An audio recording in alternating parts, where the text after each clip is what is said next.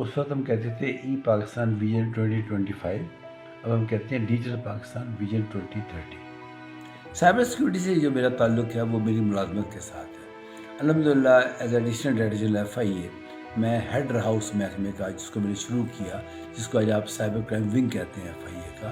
یہ میں نے اپنے دور میں شروع کیا، سیکیورٹی کے اویئرنیس میں، ٹریننگز میں، کیپیسٹی بلڈنگ میں آ گیا۔ ابھی جو لاسٹلی میں کام کر رہا ہوں وہ میں یوتھ کو ٹرین کر رہا ہوں to respond to the cyber threats. دوسری میری کمپنی ہے وہ ہے سیکورٹی ایکسپرٹس، securityexperts.com.pk۔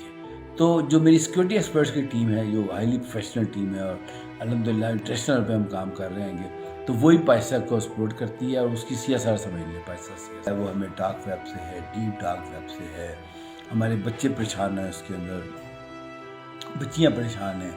ہم کام کرنا چاہتے ہیں سوشل میڈیا کے اوپر، ہم اسے پروموٹ کرنے کے اوپر، وہیں سے ہیکر اینڈ کریکر آ جاتے ہیں اس کے اندر، وہ پھر لوگوں کو پریشان کرتے ہیں۔ سیلف پیرنٹنگ کیا ہوتی ہے؟ کس طرح گھر میں پیرنٹس جو ہیں بچوں کو نماز سکھاتے ہیں، ان کو جھوٹ بولنے سے منع کرتے ہیں، کہتے ہیں کھانے کے بعد آپ ہاتھ دھو لیں جا کے۔ اس طرح سائبر کو پیرنٹنگ کیا جائے۔ میں مشورہ دوں گا کہ بچوں کو ان کے بیڈ روم میں انٹرنیٹ نہ دیا جائے، حالانکہ بچے اس بات کو مائنڈ کریں گے۔ لوگوں کو پریشان نہیں کرتے تھے، گھنٹیاں بجا کے چھپ جاتے تھے، گھر میں آ جاتے تھے لوگ، کوئی آیا ہے کہ نہیں۔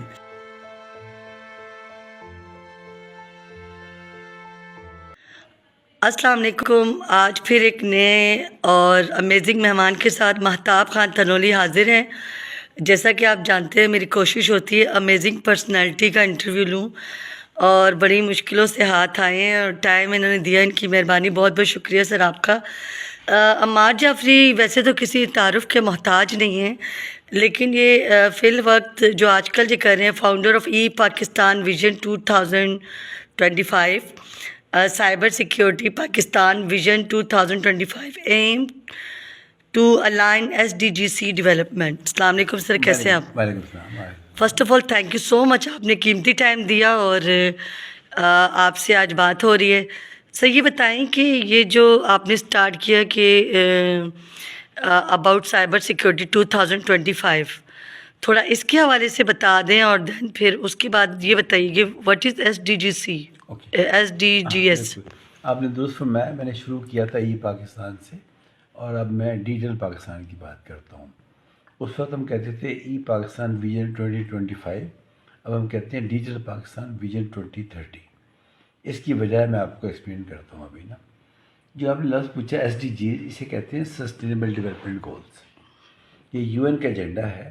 اس سے پہلے MDGs آئے تھے جو 8 تھے MDGs سوری، یہ جو ہے اپنا SDGs، یہ 18 SDGs ہیں، 18 پہلے 17 تھے، یہ ابھی آخری ایڈ ہوا ہے 18، جس کے اندر اسپیس فار آل کے اوپر بات ہو رہی ہے اس وقت نا۔ یہ کیا ہے؟ بیسیکلی یہ گلوبل ایجنڈا ہے جو کہ دنیا کی بہتری کے لیے ہے۔ میرے علم کے مطابق غالباً ہیومن ہسٹری میں پہلی دفعہ ایسا ہوا ہے کہ پوری دنیا کے لوگوں نے اگری کیا ہے کہ ہمارے مسائل کا حل کیا ہے، چاہے وہ تعلیم ہے، چاہے وہ صحت ہے، چاہے وہ زراعت ہے۔ یہ جو SDGs ہیں یہ گلوبل ایجنڈا ہے، اور اس کی بھلائی ہے وہ یہ ہے کہ یونیفارم ہے پوری دنیا کے اندر۔ غالباً ہیومن ہسٹری میں پہلی دفعہ ایسے ہوا ہے کہ پوری دنیا کے لوگ جمع ہوئے ہیں۔ ابھی یہ جو شرم الشیخ میں جو کانفرنس ہوئی تھی COP27، یہ تھی تو کلائمیٹ چینج کے اوپر، لیکن میں یہ سمجھتا ہوں کہ اس نے ہر چیز کو ڈسکس کیا ہے کہ کلائمیٹ چینج کیا کیا چیز ڈسٹرب کر دے گی، کیا کیا ہمیں اس کو ٹھیک کرنا ہے۔ اچھا، پاکستان کے اندر میں یہ سمجھتا ہوں کہ SDGs کی اویئرنیس کی بہت سخت ضرورت ہے۔ میں نے اپنی کمپنی بنائی تھی، اس کا نام ہے SDG اکیڈمی آف پاکستان۔ اس کا نام میں نے اکیڈمی کیوں رکھا؟ کیونکہ میرا خیال تھا کہ اس کی اکیڈیمک ویلیو ہونی چاہیے، یہ یونیورسٹیز میں کام کرے، اداروں میں کام کرے، اور یہ ایک اویئرنیس کریٹ کرے۔ پھر جو سب سے امپورٹنٹ بات ہے کہ ہر SDG کے ساتھ جو لنکڈ ہیں وہ پروجیکٹس لنکڈ ہیں، جو کہ بزنس پروجیکٹس ہیں۔ عام طور پہ پرسیپشن یہ لوگوں کی کہ SDG جو ہے وہ کوئی NGO ورک ہے، کوئی ناٹ فار پروفٹ، ایسی بات بالکل نہیں ہے۔ سب سے بڑا اس وقت جو بزنس ہے وہ SDGs کے اندر ہے۔ میں بتاتا ہوں کس طرح۔ شروع کی جو 6 SDGs ہیں وہ کراس کٹنگز ہیں، وہ بیسک ہیومن نیڈ کے اوپر ہیں، جو شروع کی 6 SDGs ہیں۔ فار ایگزامپل 1 اور 2 جو ہیں وہ پاورٹی ہنگر کے لیے ہیں، 3 جو ہے وہ ہیلتھ کے لیے ہے، 4 ایجوکیشن کے لیے ہے، 5 جینڈر بیلنس کے لیے ہے، اور 6 جو ہے وہ کلین ڈرنکنگ واٹر کے لیے ہے. یہ بیسک ہیومن نیڈس ہیں. اس کے بعد 7 اینڈ آنورڈ جتنی بھی ایس ڈی جیز ہیں وہ اس کی کراس کٹنگز ہے تمام کی. ٹھیک ہے. اچھا ان تمام کے اندر بزنس موجود ہے. فار ایگزامپل اگر میں ایس ڈی 7 کی بات کروں تو یہ دس از فار رینیوبل انرجی.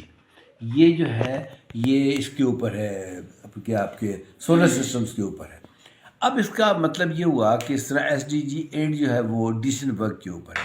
اس کا مطلب یہ ہوا کہ جتنے ہیں جو ایس ڈی 9 ہے وہ آپ کی انوویشن انٹرپرینورشپ کے اوپر ہے.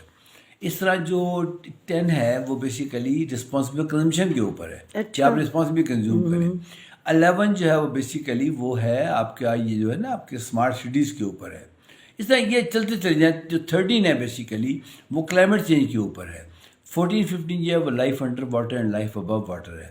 جو 16 ہے بیسیکلی وہ ہے ٹرانسپیرنسی آرگنائزیشنز, گڈ گورننس اور انٹرفیتھ ہارمونی. یہ بڑی ضروری بات ہے. پاکستان میں اس کا بڑا مسئلہ ہے interfaith. We have to respect the other person also. جو ایس ڈی 17 ہے وہ ہے network, local network, international network. اور جو 18 ہے وہ میں نے اس طرح کہا کہ اسپیس فار آل, وہ اسپیس کے اوپر ہے. میں یہ سمجھتا ہوں کہ پوری دنیا کچھ چیزوں میں متفق ہے. فار ایگزامپل انٹرنیٹ کی سیکورٹی ہے, پوری دنیا متفق ہے کہ یہ انٹرنیٹ سیکور ہونا چاہیے. پھر میں ابھی اس کا آپ کے سوال کا جواب دوں گا سائبر سیکورٹی کے اوپر. اس طرح ایس ڈی جیز کو پروموٹ کرنے میں پوری دنیا متفق ہے اس وقت. اسپیس کو محفوظ بنانے کے لیے پوری دنیا متفق ہے اس کے اوپر. تو میں یہ سمجھتا ہوں پاکستان کے اندر اس وقت بہت سخت ضرورت ہے کہ جن چیزوں پہ دنیا متفق ہے ہم ان کو اپنے بچوں کو سکھائیں. اب میں اگلی آپ کے سوال کی طرف آتا ہوں سائبر سیکورٹی. سائبر سیکورٹی سے جو میرا تعلق ہے وہ میری ملازمت کے ساتھ ہے. الحمدللہ as additional director general FIA آئی اے میں ہیڈ رہا اس محکمے کا جس کو میں نے شروع کیا, جس کو آج آپ سائبر کرائم ونگ کہتے ہیں ایف آئی اے کا. یہ میں نے اپنے دور میں شروع کیا. حالانکہ میری ذمہ داری کوئی اور تھی, میں ایئرپورٹس وغیرہ پہ کام کرتا تھا, لیکن میں نے اپنے طور پہ 2002 کے اندر یعنی آج سے 20 سال پہلے اس شعبے کو میں نے اسٹیبلش کیا اور ظاہر ہے پھر اس پہ کام کیا. آج تو بہت زیادہ کام ہو رہے ہیں. جب میں ریٹائر ہوا تو میں سوچا کیا کرنا چاہیے, تو میں نے کہا کہ مجھے نا اس کو سپورٹ کرنا چاہیے. تو میں اس کی سائبر سیکورٹی کے اویئرنیس میں, ٹریننگز میں, کیپیسٹی بلڈنگ میں آ گیا. ابھی جو لاسٹلی میں کام کر رہا ہوں وہ میں یوتھ کو ٹرین کر رہا ہوں to respond to the cyber threats. دیکھیے جس طرح آپ اگر کوئی آگ لگتی ہے تو فائر بریگیڈ کو بلایا جاتا ہے گا, اگر کوئی بچہ بیمار ہوتا ہے تو وہ ہسپتال کو لے جایا جاتا ہے گا, کوئی اگر چوری ہوتی ہے گھر میں تو آپ پولیس کو بلاتے ہیں گے.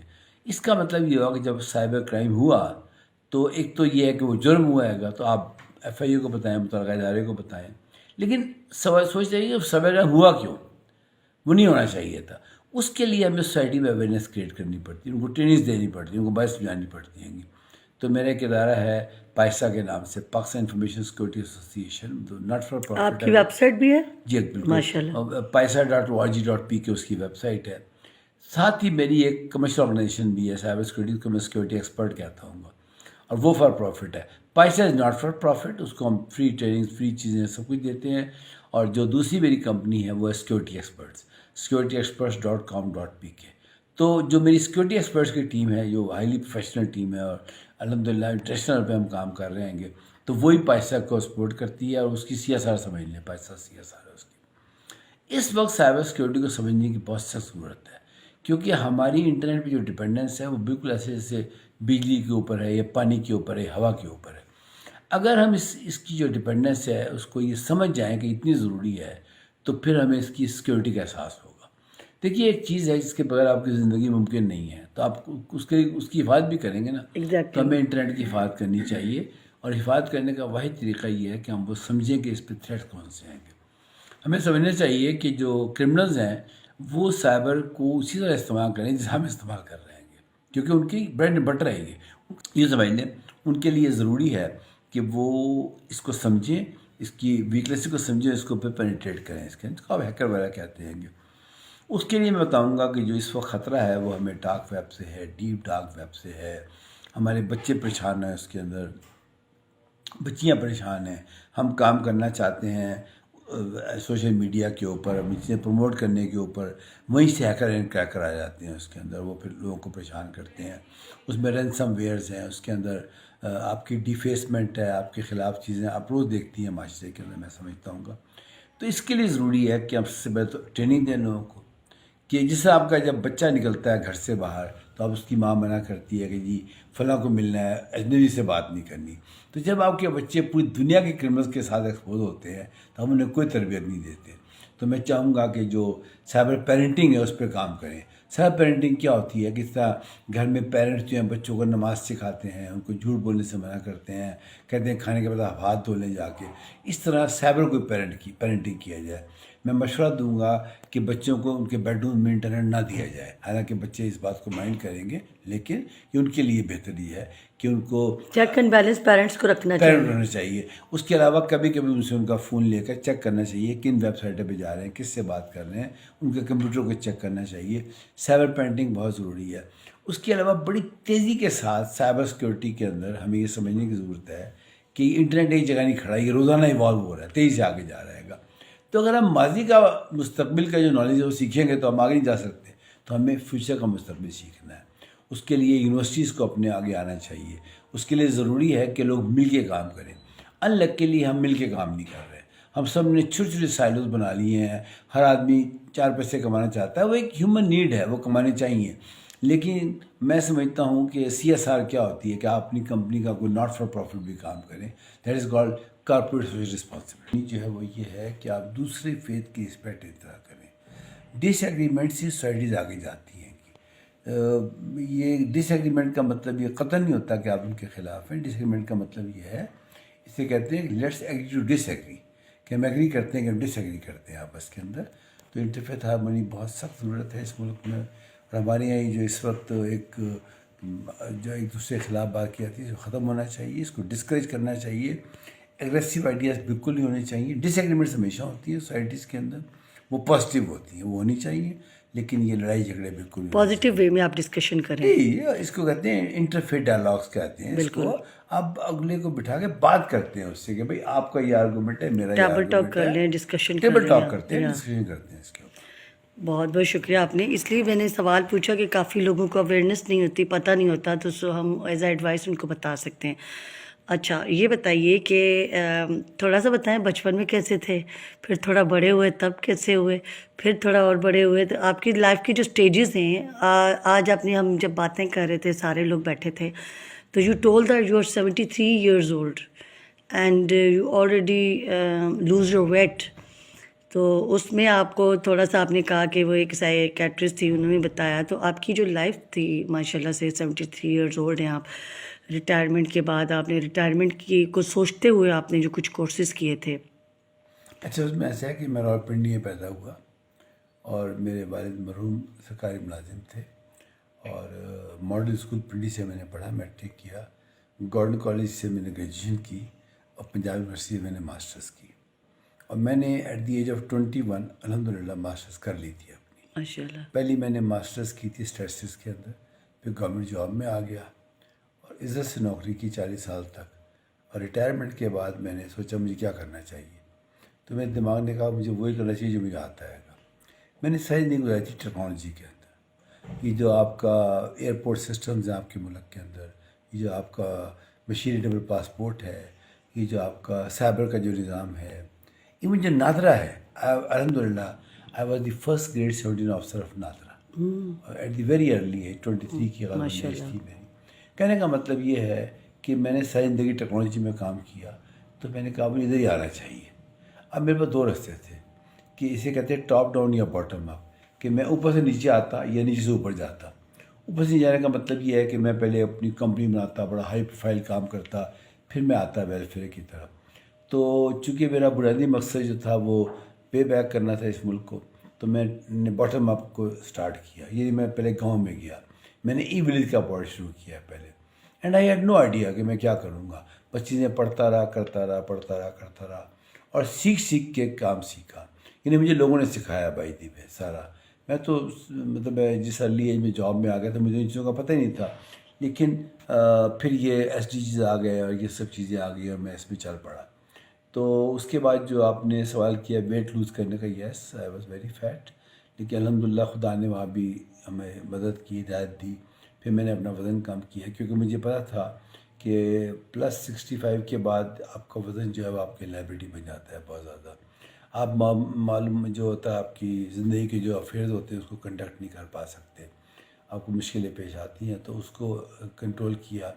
اس کے بعد شرارتی بچہ تھا بیسیکلی، اور صدر پنڈی کے اندر خاصا شرارتی آدمی مشہور تھا، لوگوں کو پریشان بھی کرتے تھے، گھنٹیاں بجا کے چھپ جاتے تھے، گھر میں آ جاتے تھے لوگ کوئی آیا ہے کہ نہیں، اور جو بھی ہوتا ہے کبھی شیطانی پہ کچھ ریئیکشن ہوئے؟ ہاں نہیں، ہم بڑی مار پڑتی تھی والد صاحب سے، ایسی کیا بات ہے. اچھا پھر وہ پتنگ اڑانے کا شوق تھا، جو بھی دنیا میں ہوتے ہیں گے، کبوتر پالنے کا شوق تھا، تو جو بھی چیزیں ہوتی ہیں، کھانے پینے کا بہت شوق تھا چیزوں کے ساتھ، ابھی بھی کھانا پکاتا ہوں. لکیلی آپ نے بچپن اچھا گزارا ہے. جی الحمدللہ، مجھے بڑا اچھا لگتا ہے، آئی ایم ویری ہیپی کہ میرا بچپن ان لوگوں میں گزرا جن کے ویژنس تھے، اور جن کے میں ضرور ذکر کرنا چاہوں گا اپنے ایک استاد مرحوم کا. وہ ہمیں he was principle of the school, اور وہ ہمیں بغیر پیسہ لیے، یہ بات بتانا بہت ضروری ہے، بغیر پیسہ لیے ٹیوشن پڑھاتے تھے ہمیں انگلش پڑھاتے تھے. وہ اسکول کی چھٹی کے بعد، محمد حسین ان کا نام تھا مرحوم کا، ماڈل اسکول کے پرنسپل تھے وہ، اور وہ ہمیں روک لیتے تھے کہ آپ پڑھیں. ہم بڑے پریشان ہوتے تھے کہ ان کا کیا فائدہ ہے. لیکن الحمدللہ جب میں کبھی انگریزی بولتا ہوں اور مجھے لوگ کہتے ہیں کہ جی آپ نے اچھی بات کی، تو مجھے وہ یاد آتے ہیں، میں ان کے لیے فاتحہ پڑھتا ہوں. ان کی وجہ سے آج ان کی وجہ سے مجھے یہ، کیونکہ وہ ہمیں کلاس کے علاوہ پڑھاتے تھے، وہ انگلش پڑھاتے تھے، ایک ایک سینٹنس، ایک چیز، گرامر وہ ہمیں سمجھاتے تھے کہ اس میں یہ تم نے غلط کیا، اس میں تم نے یہ غلط کیا ہے. دیکھیں نا، آپ نے اپنے ٹیچر کو نام یاد رکھا ہے. جی جی لوگ بھول جاتے ہیں. میں خانہ کعبہ میں دعا کرتا ہوں جب میں جاتا ہوں، تو ٹیچر آپ کا آپ کے ایسا بندہ ہوتا ہے یا بندی ہوتی ہے جو آپ کے روحانی پیرنٹس کہہ سکتے ہیں، آپ کے لیے گاڈ فادر ٹائپ کے ہوتے ہیں، آپ کا بہت خیال رکھتے ہیں. تو ایسا ٹیچر جو آپ کے دماغ اور دل اور دماغ روح پہ چھا جائے تو وہ تو پھر بات ہی اور ہوتی ہے. اینڈ یو ٹول کہ آپ خانہ کعبہ میں ان کے لیے دعا کرتے تھے. تو ایسے اسٹوڈنٹ مطلب جو اپنے ٹیچر کو کبھی نہ بھولیں تو وہ ٹیچر بہت خوش قسمت ہوتے ہیں. اچھا جی، یہ بتائیں گے شرارتی بچے ہوتے تھے، اور کوکنگ کا شوق ہے آپ کو؟ جی بہت زیادہ ہے، ابھی بھی کوکنگ کرتا ہوں. اتفاق سے آج جب میں صبح آ رہا تھا تو پائے چڑھوا کے آیا تھا اپنے ملازم سے، اور اب میں جب واپس جاؤں گا تو اس کو سارا کام فائنل ٹچ میں دوں گا. اچھا میں اکثر لوگوں سے کہتا ہوں کہ جو کوکنگ ہے نا وہ کوئی سائنس نہیں ہے، وہ آرٹ ہے. آرٹ اور سائنس میں کیا فرق ہے؟ سائنس میں ایک رولز ہوتے ہیں، فارمولے ہوتے ہیں. آرٹ میں کہ بس شروع ہو گیا، کچھ بن گیا. تو اکثر بیگم پریشان ہوتی ہیں کہ یہ آپ چیزیں ڈالتے رہتے ہیں گے، تو یہ کیا ہے، یہ کوئی حساب کتاب کیا ہے یا کبھی ہم نے کبھی کیا ہی نہیں ہے گا. بس ایک ہیومن وزڈم ہوتی ہے کہ اچھا یار اتنی چیزیں اس میں یہ ڈال دو. آئیڈیا ہو گیا آپ کو، بچپن سے شوق تھا؟ جی بچپن سے شوق تھا مجھے. بہت شوق تھا آپ کو. گڈ، مطلب ہونا چاہیے. میرے ابو بھی کرتے تھے نا سنڈے کو کوکنگ، اس لیے آپ نے باتیں کی مجھے ابو اپنے یاد اصل میں اللہ تعالیٰ کو خوش رکھے. دیکھیں گزارش میں یہ ہے کہ جو کوکنگ ہے نا that keeps you closer to the life. اگر آپ نوٹ کریں تو اچھی خوراک کھانا جو ہے وہ ایک انسان کی بیسک انسٹنکٹ ہے. بھوک لگتی ہے ہمیں نا، جیسے پیاس لگتی ہے ہمیں آکسیجن ختم ہو جائے تو ہم ابھی سارے مسئلہ ہو جائے گا ہمارے لیے. اس طرح بھوک لگنا ایک بیسک انسٹنکٹ ہے. اس کا جواب یہی ہے کہ آپ اپنی چیزیں خود پکائیں. اور ماشاء اللہ سے آپ کی 73 ایئرز ایج، اللہ تعالیٰ آپ کو لمبی عمر دے، زندگی دے، صحت دے. آپ اتنے ایکٹیو ہیں اور پازیٹیولی بات کر، ہر ایج گروپ کے ساتھ آپ بڑے آسانی سے گفتگو کر رہے ہیں. یہ بتائیں کہ آپ جب سے پیدا ہوئے ہیں اور now you are 73 years old, کیا سیکھا زندگی سے؟ ایک ہی سبق سیکھا ہے کہ خوشی جو ہے وہ دینے میں، لینے میں نہیں ہے. اور کون سی خوشی آپ سمجھتے ہیں کہ کون سی خوشی ایسی جو ہم سب کو دے سکتے ہیں؟ دیکھیں کم از کم تمیز سے بات کر لیں، اخلاق سے بات کر لیں، جو بھی آپ کی حیثیت ہے کچھ چائے پلا دیں، کوئی بات کر لیں اس کے ساتھ. یہاں سے اسٹارٹ کریں. کم از کم ضروری نہیں کہ آپ کسی کو پیسے ہی دیں یا کسی کو وٹ ایور، وہ اگلی چیز کی بات ہے. لیکن میں اکثر سوچتا ہوں کہ کسی کی بات سن لینا جو ہے نا اس کا آدھا مسئلہ ختم ہو جاتا ہے. اور کسی کے ساتھ کسی کے چہرے پہ آپ مسکراہٹ لے کر آئیں تو وہ بھی ایک خوشی ہے، خوشی کی بات کسی کو دینا. ایگزیکٹلی. اور سب سے اچھی گفتگو خوشی یہ ہے کہ آپ کسی کو سنیں اور اس کو رسپیکٹ دیں جو آپ کہہ رہے ہیں ماشاء اللہ سے. تو یہ آپ سمجھتے ہیں کہ اپنی زندگی میں جو سیکھا ہے وہ یہ. جو ہماری یوتھ ہے اس کو آپ کیا ایڈوائز دیتے، جو آپ ان کے لیے ویبینارز بھی کر رہے ہیں؟ کافی چیزیں میں نے بھی 2-3 اٹینڈس کیے تھے آپ کے زوم پر. یوتھ کو میرا ایک ہی پیغام ہے کہ علامہ اقبال کے شاہین بنے، گرگس نہ بنے، گد نہ بنے. بالکل بڑا فرق ہے. وہ فریب خوردہ شاہی جو پلاح گرگسوں میں، بالکل اسے کیا خبر کہ کیا ہے رسم و شہبازی. میرے ملک کا ہر جوان ایک شاہین ہے، انلک کے لیے وہ گدوں میں پڑ رہا ہے اس وقت، اور گد مردار کھاتا ہے. بالکل جتنے میں سمجھتا ہوں کہ جو ہمارے شاہین ہیں بچے، ان کو باہر نکلنا چاہیے، سوچنا چاہیے کہ وہ کیا کر سکتے ہیں. میں بڑے کنوکشن سے کہہ رہا ہوں کہ I am this country by choice, اور میری چوائس کی وجہ یہی ہے کہ میں یہ سمجھتا ہوں کہ اس ملک کے جوان اس ملک کو چینج کر سکتے ہیں. ہم نے ماضی میں جتنی غلطیاں بھی کی ہیں وہ ہسٹوریکل غلطیاں ہو جاتی ہیں قوموں سے، کوئی اتنا مسئلہ نہیں ہے، کوئی پریشان ہونے کی بات نہیں ہے. اس کے آگے جو کچھ ہونا ہے اس کے لیے پریشان ہونا چاہیے.